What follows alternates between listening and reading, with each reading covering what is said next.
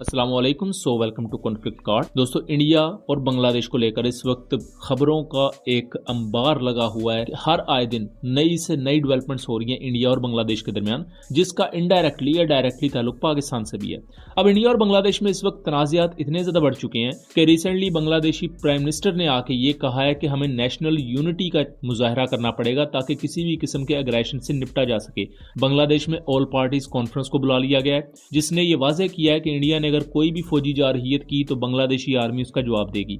अब इससे आपको अंदाजा हो जाएगा कि बांग्लादेश इस वक्त स्टेट ऑफ रेडीनेस में आ चुका है। दूसरी तरफ इंडियन साइड पर भी ये धमकियां लगाई जा रही हैं कि बांग्लादेश में चूंकि हालात खराब हैं और बांग्लादेश में हिंदू कम्युनिटी को निशाना बनाया जा रहा है, तो बांग्लादेश में पीस कीपिंग फोर्सेज हम भेज देंगे। तो जाहिर बात है, अगर एक मुल्क में आप पीस कीपिंग फोर्सेज भेजते हो तो इसका मतलब ये होता है कि उस मुल्क के हालात अच्छे नहीं है। अगर इस इंडिया की डिमांड पर पीस कीपिंग फोर्सेज वहां जाती है और बांग्लादेशी आर्मी के साथ लड़ाई उनकी होती है, तो एक नई जंग खित्ते में छिड़ जाएगी। ये तमाम चीजें हो क्यों रही हैं, इसकी डिटेल तो मैं थोड़ी सी आगे चलकर आपको बताता हूँ। तो दोस्तों, होता कुछ यूं है कि कुछ दिन पहले नवंबर के बिल्कुल एंड में चिन्मुई कृष्णा दास नामी एक हिंदू मोंग को गिरफ्तार कर लिया जाता है। ये कृष्णा कॉन्शियस कम्युनिटी है, इस्कॉन इसे कहा जाता है, उसके साबका हेड रह चुके हैं और उसके अलावा एक पॉलिटिकल फिगर भी हैं। इन पर इल्जाम ये लगता है कि जो हिंदू मजहब का झंडा है, सैफ्रॉन फ्लैग जो होता है, वो इन्होंने बांग्लादेशी झंडे से ऊपर लहराया और बांग्लादेशी झंडे की बेहुरमती की। उसके साथ साथ कुछ बांग्लादेशी सोर्सेज तो यहां तक क्लेम कर रहे हैं कि ये इंडियन इंटेलिजेंस एजेंसीज के साथ काम कर रहे थे बांग्लादेश में डिस्टेबिलिटी फैलाने के लिए। अब हम सब जानते हैं कि अगस्त 2024 में बांग्लादेश में प्रो इंडिया हसीना वाजद की गवर्नमेंट का तख्ता उल्ट दिया गया स्टूडेंट प्रोटेस्ट के अंडर, और उसके बाद कोटा लॉ जैसे जो एंटी पाकिस्तान लॉज थे, जिसके तहत 1971 की जंग को पाकिस्तान के खिलाफ नफरत के तौर पर यूज किया जाता था, वो लॉज भी खत्म कर दिए गए। पाकिस्तान के साथ बांग्लादेश के ताल्लुकात बहुत ज्यादा अच्छे हुए हैं। यहां तक अच्छे हुए हैं कि बांग्लादेश ने 25,000 टन फाइन शुगर इंपोर्ट करने का ऐलान किया है पाकिस्तान से, जबकि इससे पहले शुगर की जितनी भी इंपोर्ट बांग्लादेश करता था वो इंडिया से होती थी। उसके साथ साथ दफा के सेक्टर में पाकिस्तान और बांग्लादेश के भी मुआहदे हुए हैं। तो जब इस हिंदू मोंग को गिरफ्तार किया जाता है तो इंडियन साइड पर इसका बहुत सख्त रिएक्शन आता है। इंडिया खुल के मजम्मत करता है, यहां तक के इंडियन शहर अगरतला में जो बांग्लादेश का हाई कमीशन होता है, वहां पर हिंदू मोब अटैक कर देता है। मोस्ट प्रोबेबली ये बीजेपी के लोग थे, जो कि मोदी की पार्टी है, और जब ये लोग वहां अटैक करते हैं तो उस बिल्डिंग को वेंडलाइज किया जाता है, बांग्लादेशी झंडा गिरा दिया जाता है, सब कुछ। तो इसके जवाब में ढाका में और पूरे बांग्लादेश में मुजाहरे शुरू हो जाते हैं कि इंडिया में मौजूद हमारे हाई कमीशन पर हमला किया, तो किया क्यों? तो ये इसके बाद दोनों साइड पर जो फौजी हैं वो हाई अलर्ट पर है।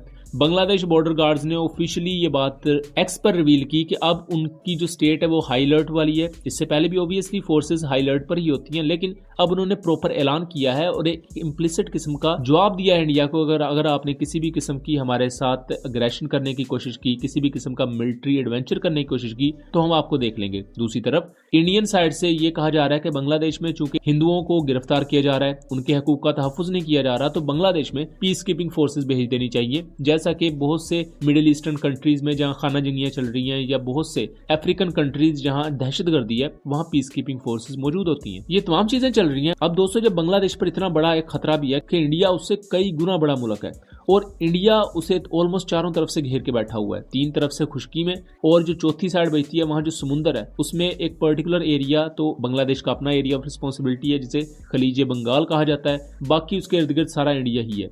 तो बांग्लादेश आप कह सकते हैं चारों तरफ से इंडिया से ही घिरा हुआ है, और इंडिया अगर उस पर एक किस्म की जंग मुसल्लत करता है तो बांग्लादेश के लिए अपना दफा करना बहुत मुश्किल होगा। लेकिन उसके साथ साथ उसकी तैयारी के लिए बांग्लादेश अभी से हाथ पांव मारने लग गया है। रिसेंटली एक ढाका यूनिवर्सिटी के प्रोफेसर शाहिदुज्जमान ने यह क्लेम किया कि बांग्लादेश को जल्द से जल्द पाकिस्तान से 3 squadron GF-17 thunder fighter aircraft खरीद लेने चाहिए, क्योंकि ये इतने एडवांस एयरक्राफ्ट हैं कि बांग्लादेश को इनफ डेटरेंस प्रोवाइड करेंगे किसी भी किस्म की इंडियन जारहियत के खिलाफ। ये वही प्रोफेसर है जिन्होंने सितंबर या अक्टूबर 2024 में यह क्लेम किया था कि पाकिस्तान और बांग्लादेश को जल्द से जल्द एक न्यूक्लियर ट्रीटी साइन कर लेनी चाहिए, क्योंकि बांग्लादेश ने अगर अपना वजूद बरकरार रखना है तो उसे पाकिस्तान के साथ या चाइना या इस तरह की कंट्रीज के साथ स्ट्रेटेजिक लेवल के मुआहदे साइन करने पड़ेंगे, ताकि ये कंट्रीज बांग्लादेश की मदद कर सकें, क्योंकि तने तनहा बांग्लादेश इंडिया का मुकाबला नहीं कर पाएगा। और अब रिसेंटली 5 दिसंबर की बात है कि Bangladeshi interim prime minister Mohammad Yunus ने ऑल पार्टीज कॉन्फ्रेंस बुलाई है, जिसमें बांग्लादेश नेशनल पार्टी, जमात इस्लामी और इस तरह की दूसरी पार्टीज भी थी। तो यहां उन्होंने कंप्लीटली इस बात पर एग्री किया है कि बांग्लादेश की तमाम पार्टी सपोर्ट करेंगी इस इंटरिम गवर्नमेंट को, अगर इंडिया किसी भी किस्म की जंग शुरू करता है या इंडिया बांग्लादेश की तरफ पानी छोड़ता है